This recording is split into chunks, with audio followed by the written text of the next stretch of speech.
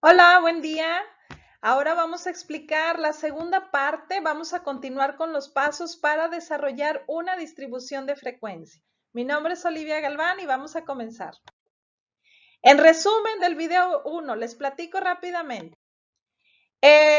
Íbamos a hacer una distribución de frecuencia de una muestra de calificaciones de 100 alumnos de una población estudiantil de primer año y es una prueba de aptitud escolar de habilidades matemáticas.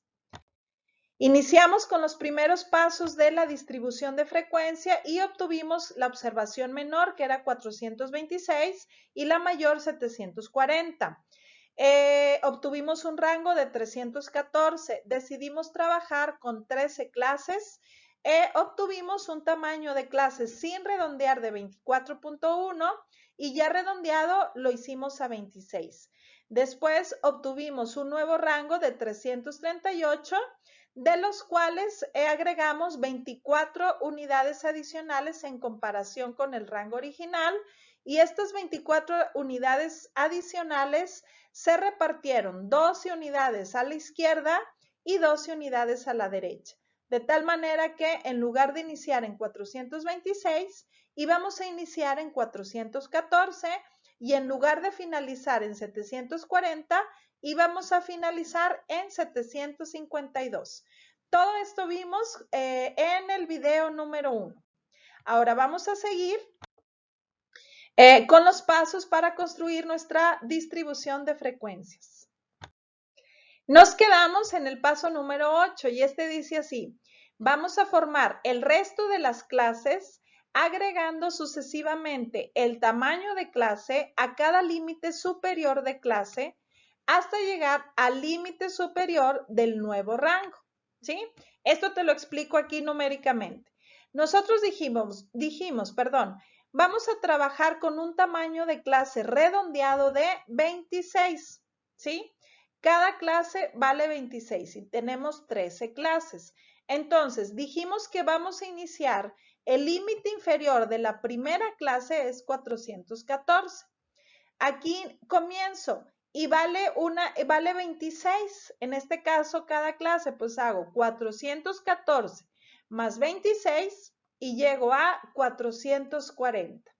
Este 440 se convierte en el límite superior de la primera clase, pero también se vuelve, ahora, bueno, de aquí, de 440 le agrego otros 26 y llego al 466.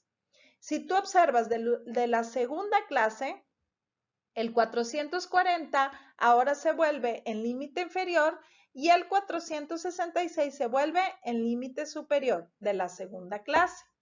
Vamos a la tercera clase. Le agrego 26 y llego a 492. Agrego siguiente clase 26, 518. Agregamos 26, 544. Agregamos 26, 570. Y así me voy sucesivamente hasta llegar al límite superior de la última clase, que era 752. ¿Sí? ¿Vamos bien? Esto es lo que hay que hacer en el paso número 8. Ahora vamos al paso número 9, es decir, vamos a encontrar las marcas de clase o bien los puntos medios representados por X subíndice Y. Te lo voy a leer. Dice, calcular los puntos medios de cada clase, que se llamarán marcas de clase X, Y, mediante el promedio de los límites de cada clase. Estos promedios deberán estar dados en las mismas unidades que los datos originales. Es por eso que el redondeo lo hicimos al número par inmediato superior para continuar trabajando en las mismas unidades que la muestra. Aquí observamos la primera clase, fíjate, es 414, inicia y termina en 440. Si el tamaño de clase es 26, pues la mitad es 13, ¿verdad? Entonces yo puedo hacer 414 más 13 y llego al valor de 427. Y luego 427 más 13 y llego al valor de 440. ¿Estamos bien? Esa es una forma. Otra forma es, haces la primera clase, 414, el límite inferior, le vas a sumar el límite superior de la primera clase, que sería 440. Y la suma de estos dos lo divides entre 2 para sacar el promedio. Y esto te va a dar igual a 427, que es el punto medio del primer tamaño de clase o de la primera clase. ¿Vamos bien? Ahora, de la segunda clase, ¿qué tienes que hacer? Pues 440 más 466 igual entre 2, si estás en tu calculadora, y te da 453, es el punto medio de la segunda clase. Este proceso lo vas a hacer sucesivamente con la cuarta, quinta, sexta, séptima, hasta llegar a la clase número 13, ¿sí? Y aquí están en estas flechitas en color negro, los números en color negro, te muestran los valores de las marcas de clase o puntos medios X, Y. Vamos a continuar con el paso número 10 y vamos a encontrar la frecuencia de clase representada por la letra F subíndice I. Y me dice, lo voy a leer, hay que efectuar el conteo de datos para determinar cuántos de ellos caben en cada clase y así establecer la frecuencia de clase FI. Las clases deberán estar escritas en la siguiente nomenclatura.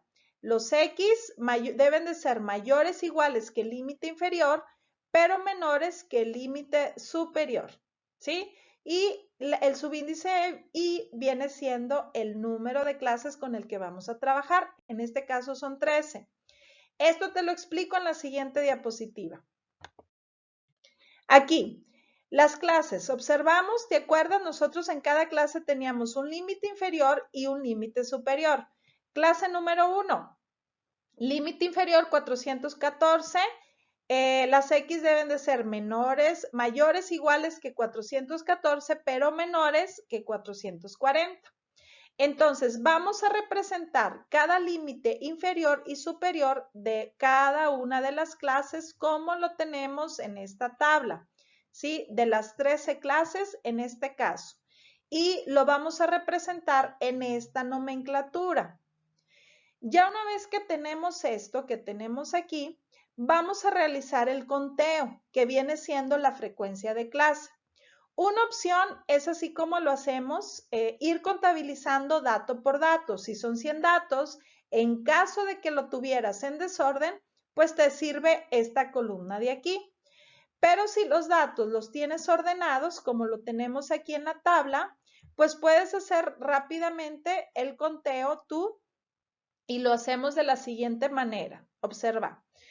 En la primera clase me dice, esto que tenemos aquí se lee de la siguiente manera. Vas a contabilizar todos los números que sean mayores, iguales que 414, pero menores que 440. Y observas aquí, solamente hay un valor que es este 426. Es mayor que 414, pero menor que 440. Y solamente tenemos un dato. Fíjate, el que le sigue es 457. Este es mayor que 440, pues no entra en esta primera clase. Solamente el 426. Y aquí está. Ahora, segunda clase, observa cómo lo voy a leer. Vas a considerar todos los números mayores o iguales que 440, pero menores que 466. ¿Cuántos valores son? Pues estos dos, 457, que es mayor que 440, y 464, es mayor que 440, pero son menores que 466, ¿sí? Hay dos valores en esta clase. Y así lo vas a hacer sucesivamente en todas las clases.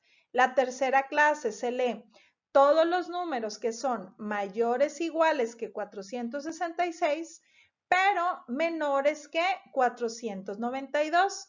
Y en este caso contabilizas y son 3. Y así, estos datos que tengo aquí, tú compruébalos, trata de hacerlos de manera individual y luego compruebas con estos valores que tenemos acá. Ahora, voy a recalcar, ¿Qué es lo que pasa cuando tenemos un valor, por ejemplo, aquí este de 622, que forma parte de los límites de cada clase? 622, nosotros observamos aquí y aparece el 622 en la clase 8 y en la clase 9. ¿En cuál clase vas a apuntar o vas a contabilizar el 622? ¿En cuál crees? Fíjate, en la número 8 sería todos los números que son mayores o iguales que 596, pero menores que 622. Y en la clase número 9 me dice todos los números que son mayores o igual que 622, pero menores que 648. ¿En cuál crees que va a estar el número 622? Pues en la clase número 9. Es correcto, porque aquí te dice todos los números que son mayores iguales que 622, ¿sí? Entonces el 622 se contabiliza en la clase número 9. Es correcto. Ya que contabilizamos las frecuencias de clase FI, debes observar que la suma de estos te debe de dar al número total de la muestra. Es decir, en este ejemplo nosotros trabajamos con una muestra de 100 calificaciones de cada estudiante. Entonces, en este caso, la N me debe de dar 100. Debe de coincidir la suma con el número total de la muestra con la que trabajamos. Y luego, ya que tenemos esto, ahora sí nos vamos al paso número 11, que es encontrar la frecuencia relativa. Esta se encuentra, se representa por estas letras, F.R subíndice I. Y la fórmula para encontrar esto es frecuencia de clase FI entre el número total de la muestra, N, y el resultado se multiplica por 100 para encontrar el porcentaje. Entonces, empezamos, fíjate, aquí, la primera clase, esto va a ser frecuencia de clase que vale 1 entre el número, la N, es decir, el número total de la muestra. En este caso, en este ejemplo, fue 100, entonces haces 1 entre 100 y el resultado lo multiplicas por 100 para sacar el porcentaje. Y esto es igual a 1%. La frecuencia relativa de la primera clase es 1%. Te vas a la segunda clase. Va a ser FI, que vale 2, entre la N, que en este caso dijimos que vale 100, y el resultado lo multiplicas por el 100%. Y esto es igual a 2%. Y aquí está. Y ese mismo procedimiento lo vas a hacer para todas las clases que me faltan. Aquí yo ya lo complementé y si tú observas la suma de todos estos porcentajes te debe de dar el 100%, el total de la muestra. Y esto representa la frecuencia relativa. Vamos a continuar ahora con el paso número 12, a encontrar la frecuencia acumulada que está representada por las letras F.A. subíndice I. Y esto es la suma de las frecuencias de todas las clases anteriores a la clase dada, hasta la frecuencia de clase inclusive. Ahora me voy a referir a esta columna que te estoy señalando y de qué se trata. Fíjate, estas dos columnas. Voy a escribir esta columna que diga valores menores que. Entonces voy a iniciar en el límite inferior de la primera clase, que es 414. Aquí está. En la segunda fila me voy al siguiente límite, que sería 440. En la tercera fila, 466. Aquí está. Siguiente, 492. Y así le voy a dar hasta el límite superior de la última clase, que sería 752. Aquí está. Entonces, voy a calcular todos los valores que son menores que estos que tengo aquí, que ya escribí. Empiezo. Valores en tu muestra. Vas a trabajar con tu muestra. Valores menores que 414, en este caso, son 0. Observas tu tabla, tus datos y son 0. Siempre vas a comenzar ahí en 0.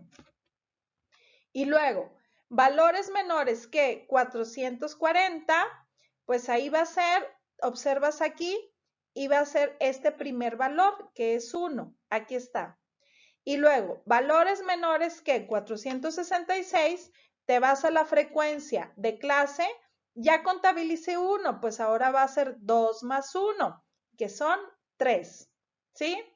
Y luego, valores menores que 492, pues ya voy en 3. Ahora voy a sumarle este 3. 1 más 2 más 3 equivale al 6. ¿Sí? Ahora, en la siguiente, valores menores que 518, pues ya contabilicé el 3, el 2 y el 1. Ahora le voy a agregar el 8. Entonces, la suma de estos 4 serían 14. Aquí está. ¿Sí? Valores menores que 544, si ya contabilicé 14 hasta el 8, ahora le agrego el 11 y son 25. Y así te vas sumando hasta llegar al número total de la muestra, que son, en este ejemplo, 100 calificaciones del total de la muestra. ¿Vamos bien?